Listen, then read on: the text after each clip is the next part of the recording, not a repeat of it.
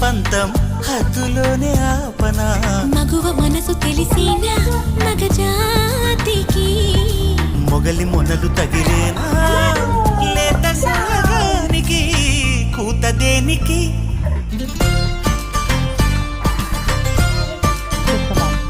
గారం చేసిన నయగారం చూపిన కనికారమే కలుగుతోంది కష్టపడకే కాంచనా